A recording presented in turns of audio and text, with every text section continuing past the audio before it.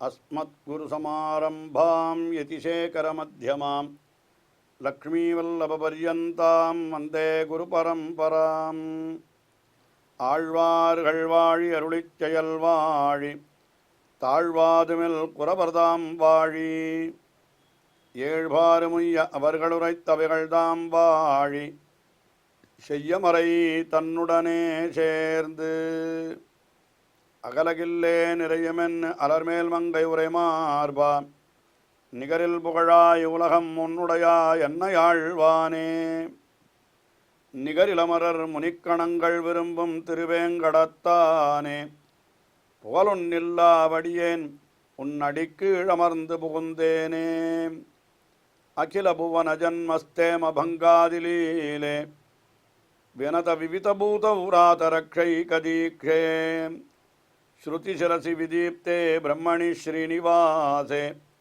பவது மம பரஸ்மின் சேமுழி பக்திரூபா श्रीमान् वेङ्कटनाथार्य कवितार्किककेसरी वेदान्ताचार्यवर्यो मे सन्निधत्तां सदा हृदि அபீதிஸ்தவம் என்கிற ஒரு அற்புதமான ஸ்தோத்திரம் வேதாந்த தேசிகனாலே அருளி செய்யப்பட்டது. திருவரங்கம் பெரிய கோவிலிலே அவர் எழுந்தருளியிருந்த காலத்திலே துருஷ்கருடைய படையெடுப்புகளாலே அந்த திருவரங்கம் பெரிய கோயில் ஸ்ரீ வைஷ்ணவ ஸ்ரீ என்கிற பொலிவை இழந்து பாழ்பட்டு போய்விட்டது. அதனால் அந்த ஊரை விட்டே அவர் விலக வேண்டிய ஒரு நிலை கூட ஏற்பட்டது. பல இடங்களுக்கெல்லாம் சென்று முடிவிலே அவர் திருநாராயணபுரத்திலே சில ஆண்டுகள் எழுந்தருளியிருந்தாராம். அப்பொழுது இந்த ஸ்ரீரங்கத்திலே இருக்கக்கூடிய அந்த கெடுதல்களெல்லாம் நீங்கி மீண்டும் பழைய பொலிவோடு அந்த திவ்ய தேசம் திகழ வேண்டும் என்பதற்காக இந்த அச்சத்தை ஒழித்தருள வேணும் என்று பிரார்த்திக்கிற இந்த ஸ்தோத்திரத்தை அருளி செய்தார் என்று சொல்லப்படுகிறது. அபீதி ஸ்தவம், அதாவது பீதி என்கிற பயமானது விலக வேண்டும், அச்சமெல்லாம் விலகி நல்ல ஒரு சௌபாகியமான நிலை ஏற்பட வேண்டும் என்று அதைத்தான் இந்த ஸ்தோத்திரத்திலே பிரார்த்திக்கிறார் என்று பார்க்கிறோம். அக்கீழே 19 ஸ்லோகங்கள், அவை அனைத்தும் கூட ஒரு பீடிகை போலே முன்னுரை போலே தான் அமைந்திருந்தன. பொதுவான விஷயங்களைத்தான் தெரிவித்தார்.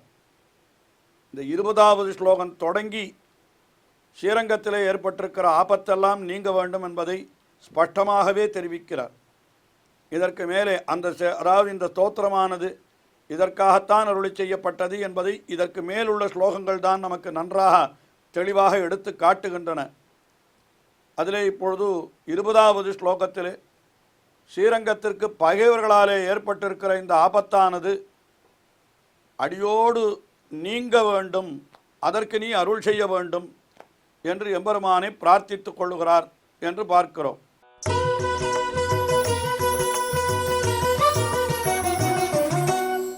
பயம் சமய ரங்கதாம்னி அனிதராபிலாஷஸ்பிருஷாம் ஸ்ரீயம் பகுளய பிரபோ ஸ்ருதவிபக்ஷம் உன்மூலயாம் ஸ்வயம் சமுதிதம் வபுஹூதவ நிஷாமயந்தஹ சதா வயம் திர்தச நிர்வృతిம் புவி முகுந்த விந்தேமஹி. பயம் சமய ரங்கதாம்னி, ரங்கதாம்னி திருவரங்கம் பெரிய கோவிலிலே ஏற்பட்டிருக்கிற இந்த பெரிய அச்சமானது சமய போக்கடிக்கப்பட வேண்டும், உன்னாலே போக்கடிக்கப்பட வேண்டும். அந்த பயத்தை நீ ஓட்ட வேண்டும்.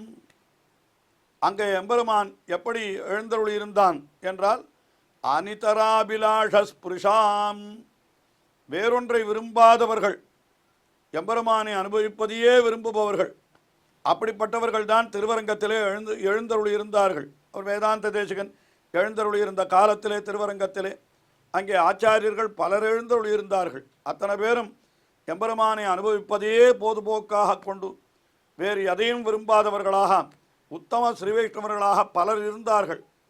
அப்படி அனிதராபிலாஷஸ்பிருஷாம் பயம் சமய, அப்படிப்பட்டவர்களுக்கு ஏற்பட்டிருக்கிற அச்சத்தை நீ ஒழித்தருள வேணும். அச்சமானது அங்கே பெரிய ஒரு இத்தரர்களுடைய விரோதிகளுடைய படையெடுப்பாலே ஒரு பெரிய அச்சம் ஏற்பட்டு விட்டது. அங்கே ஸ்ரீயம் பகுளய, அந்த இடத்துல நீ ஸ்ரீயம் பகுளைய நல்ல நன்மையை, வைஷ்ணவ செல்வத்தை, ஸ்ரீ வைஷ்ணவ ஸ்ரீயை பகுளைய வளரச் செய்ய வேணும். நீ அதற்கு என்ன செய்ய வேண்டும்? ஸ்ருத விபக்ஷம் உன்மூலய, அதற்கு விரோதிகளாய் இருப்பவர்கள் யார் இருக்கிறார்களோ அவர்களையெல்லாம் நீ வேரோடு களைய வேண்டும். இப்படி ஸ்ரீ வைஷ்ணவ ஸ்ரீயானது அங்கே பொலிவோடு திகழாமல் போனதற்கு யார் காரணமாக இருக்கிறார்களோ அந்த எதிரிகள் அவர்களை வேரோடு நீ களைய வேண்டும். அப்படி நீ களைந்தாயானால் நாங்கள் உன்னையே சேவித்து கொண்டிருப்போம் எப்பொழுதும். எம்பெருமான் எங்கே எழுந்தொழிருக்கிற எம்பெருமான் எப்படிப்பட்டவன், அவனுடைய திருமேனி எப்படிப்பட்டது என்னால் ஸ்வயம் சமுதித்தம் வபுகு, அந்த எம்பெருமான் அவனுடைய திருமேனி ஸ்வயம் வியக்தம் என்று சொல்லப்படுகிறது. திவ்யதேசங்களிலே சில திவ்யதேசங்கள் மட்டும் ஸ்வயம் வியக்தம் என்று கொண்டாடப்பெறும். ஸ்வயம் வியக்தம் என்பதற்கு என்ன பொருள் என்றால், பிறர் ஒருத்தருடைய வேண்டுகோளுக்காக வல்லாமல், விருப்பத்திற்காக வல்லாமல், எம்பெருமான் தானே விரும்பி உரையக்கூடிய திவ்யதேசங்களுக்கு ஸ்வயம் வியக்தம் என்று பெயர். இன்னொருத்தர், அதாவது மற்ற இடங்களிலெல்லாம் யாரோ ஒரு முனிவர் ரிஷி தவம் செய்வார், அங்கே எம்பெருமான் அவருக்காக காட்சியளிப்பான். உடனே அவர் இங்கேயே நீ எழுந்தருளிருக்க வேண்டும் என்று பிரார்த்திப்பார். அதனால் எம்பெருமான் அங்கே எழுந்தருளிருக்கிறான் என்று சொன்னால் இதெல்லாம் ரிஷிகளாலே பிரதிஷ்டை செய்யப்பட்ட இடம் என்று பொருள். ஆனால் அப்படி அன்றிக்கே அந்த இடத்தை பார்த்து எம்பெருமான் தானே விரும்பி அந்த இடத்திலே எழுந்தருளி விட்டானால், இன்னொருத்தருடைய வேண்டுகோளுக்காக வல்லாமல் தன்னுடைய விருப்பத்திற்காகவே எம்பெருமான் அங்கே எழுந்தருளி விட்டானால் அதற்குத்தான் ஸ்வயம் வியக்தம் என்று பெயர். அப்படித்தான் திருவரங்கம் பெரிய கோவிலிலே சரித்திரம் எல்லாருக்கும் தெரிந்திருக்குமே. ராமபிரான் ஆராதித்து கொண்டு வந்த எம்பெருமான் தான் திருவரங்கத்திலே இப்பொழுது எழுந்தருளி இருக்கிற ஸ்ரீரங்கநாதன். அவனை விபீஷணனுக்கு பரிசாக கொடுத்தான். ராம பட்டாபிஷேகம் ஆன பிற்பாடு விபீஷணன் அவனை எழுந்தருள பண்ணி கொண்டு தன்னுடைய ராஜ்யமான இலங்கைக்கு செல்கிற பொழுது வழியிலே இந்த இடத்தை பார்த்தவுடனே, இரண்டு காவேரிக்கு நடுவிலே இருக்கக்கூடிய இந்த திடர்விலங்கு கரை பொன்னி நடுவுபாட்டு திருவரங்கம் என்று அழகான இந்த பிரதேசத்தை பார்த்தவுடனே எம்பெருமான் என்ன சொல்லிவிட்டான்? நான் இங்கேயே இருந்து விடுகிறேன், உன்னை இங்கிருந்தே கட்டாட்சிக்கிறேன், நீ போய் வா என்று விபீஷணனுக்கு விடை கொடுத்து விட்டு அங்கேயே தங்கிவிட்டார்னு இது சரித்திரம், ஸ்ரீரங்கத்தினுடைய ஸ்தல வரலாறு தெரிவிக்கிறது. இதிலிருந்து என்ன தெரிகிறது? எம்பெருமான் தானே விரும்பி அந்த இடத்திலே எழுந்தருளி விட்டான் என்று அந்த சரித்திரம் சொல்லப்படுகிறது அல்லவா? ஆயினால அது ஸ்வயம் வியக்த க்ஷேத்திரம் என்று தெரிவிக்கப்படுகிறது. அதைத்தான் இங்கே ஸ்வயம் சமுதித்தம் வபுஹு தவ நிஷாமயந்தா சதா, அப்படிப்பட்ட உன்னுடைய திருமேனியை, ஸ்வயம் வியக்தமான அந்த திருமேனியை சதா நிஷாமயந்தா எப்பொழுதும் சேவித்து கொண்டிருப்போம் நாங்கள். வயம் திரிதச நிர்விருத்தியும், நாங்கள் என்ன பண்ண போகிறோம்? மோட்சத்திலே அடையக்கூடிய ஆனந்தத்தை என்ன பண்ணுவோம்? புவி விதேமகி, இந்த உலகத்திலேயே, புவி விந்தேமகி, இந்த உலகத்திலேயே நாங்கள் அடைந்து விடுவோம்.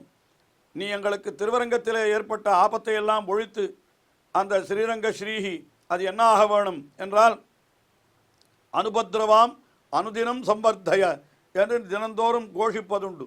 ஐயோ, அது எந்த ஆபத்தும் வராமல் நன்றாக இருக்க வேண்டும், உபத்திரவமே இல்லாமல் ஸ்ரீரங்க ஸ்ரீயானது நன்றாக வளர வேண்டும் என்று பிரார்த்திக்கிறோமே. அப்படிப்பட்ட நிலை ஏற்பட்டு விட்டால் அந்த எம்பெருமானுடைய ஸ்வயம்வியக்தமான அந்த திருமேனியை எப்பொழுதும் சேவித்து கொண்டு பரமபதத்திலே என்ன ஆனந்தம் அடையுமோ அந்த ஆனந்தத்தை இங்கேயே அடைந்து விடுவோம் நாங்கள்.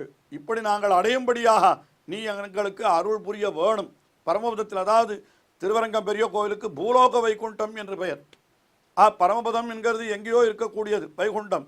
ஆனால் இந்த உலகத்திலேயே நமக்காக இருக்கக்கூடிய வைகுண்டம் என்னால் அது திருவரங்கம் தானே. ஆயினாலே அங்கே பெறக்கூடிய மகிழ்ச்சியை இங்கேயே நாங்கள் உன்னை சேவித்து பெறுவோமே. அதற்காக நீ என்ன செய்ய வேண்டும்?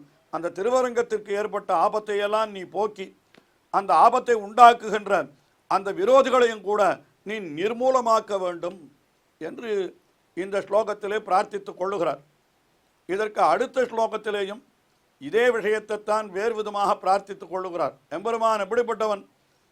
அதாவது குணக்கடலா இருப்பவன், பெரிய பிராட்டியாருக்கு மணவாளன். அப்படியெல்லாம் இருக்கிறபடினாலே அவனிடத்திலே இந்த பொறுப்பு அவனுக்கு ஒப்படைக்கப்பட்டிருக்கிறது. என்ன பொறுப்பு? இந்த உலகத்தையெல்லாம் காப்பது ஒரு புறம் என்னால், இப்பொழுது திருவரங்கத்தை காப்பது என்கிறது ஒரு புறம். அது உனக்கு இப்பொழுது வந்திருக்கிறது. ஆயினாலே நீ என்ன பண்ண வேண்டும்? திருவரங்கம் மட்டுமே அல்ல, திருவரங்கம் போன்ற எந்த திவ்யதேசத்திற்கு ஆபத்து வந்தாலும் அந்த ஆபத்தெல்லாம் போகும்படியாக நீ என்ன செய்ய வேண்டும்? ரட்சித்தருட வேணும். என்று உன்னுடைய அந்த இயற்கையான ஆட்சியை அங்கங்கே நீ செலுத்தியருள வேணும் என்றெல்லாம் எம்பெருமானை பிரார்த்தித்துக் கொள்ளுகிறார் 21வது ஸ்லோகத்திலே.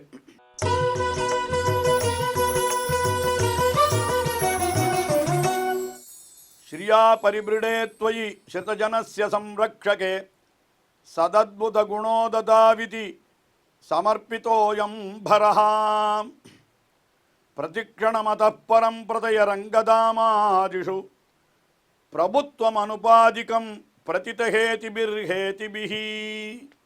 ஸ்ரீயா பரிபிருடே த்வயி என்னாலன்னா எம்பெருமான் பெரிய பிராட்டியாருக்கு மணவாளனாய் இருக்கிறானவன்.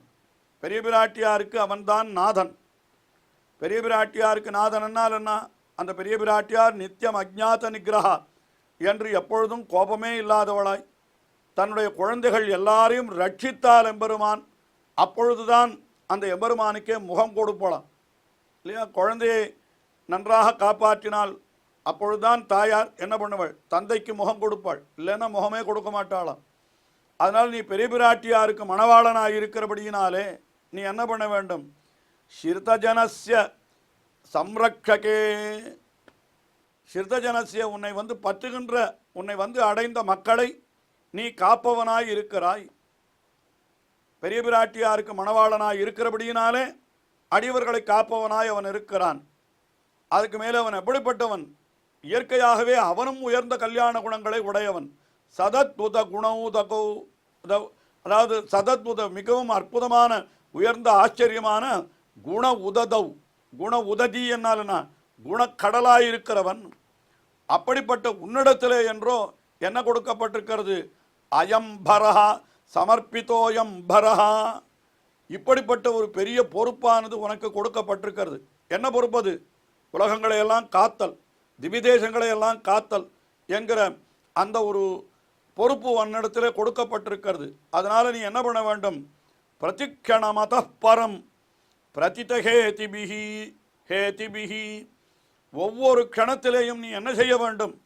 உன்னிடத்திலே இருக்கக்கூடிய அந்த ஹேதிபிஹி ஆயுதங்கள், சக்கராயுதம் முதலான திவ்யாயுதங்கள் உன்னிடத்தில் இருக்கிறதே, அந்த திவ்யாயுதங்களை கொண்டு நீ விரோதிகளை அழித்தருள வேணும். என்ன செய்ய வேண்டும்? அருளார் திருச்சக்கரத்தால் அகல் விசும்பும் நிலனும் இருளார் வினகட செங்கோல் நடாபுதிர் என்று நம்மாழ்வார் அருளி செய்தார். அந்த ஆயுதங்களை கொண்டு உலகத்தில் எல்லாம் செங்கோல் செலுத்துகிறானாம் எம்பெருமான். அதைத்தான் இங்கே சொல்லுகிறார். பிரதிக்ஷணமதப்பரம் பிரதய ரங்கதாமாதிஷு பிரபுத்வம் அனுபாதிகம் பிரதிதஹேதிபிஹி ஹேதிபிஹி.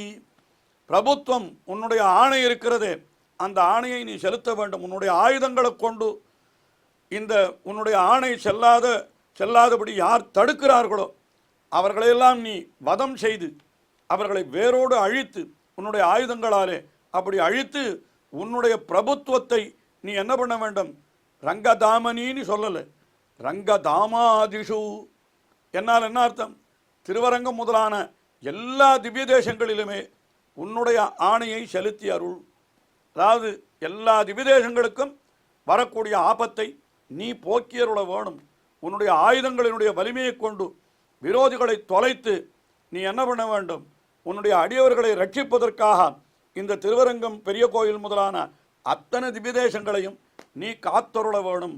உன்னுடைய ஆணையை நீ செலுத்த வேணும் என்பதாக இந்த ஸ்லோகத்திலே வேதாந்த தேசிகன் பிரார்த்தித்துக் கொள்ளுகிறார். அதாவது முக்கியமாக பகைவர்களாலே திருவரங்கத்துக்கு ஏற்பட்ட ஆபத்து நீங்க வேண்டும் என்பதற்காக இந்த தோத்திரத்தை அருளி செய்தார் என்று தொடக்கத்திலேயே தெரிவித்தோம். அது இந்த ஸ்லோகங்களிலே நன்றாகவே தெரிவிக்கப்படுகிறது. தொடர்ந்து அனுபவிப்போம். ஸ்ரீயக்காந்தாய கல்யாண நிதயே நிதயேர்த்தினாம் ஸ்ரீவேங்கட நிவாசாய ஸ்ரீனிவாசாய மங்களம். ஸ்ரீமத் சுந்தரஜாமா திருமுனிமான சவாசினே சர்வலோக நிவாசாய ஸ்ரீனிவாசாய மங்களம்.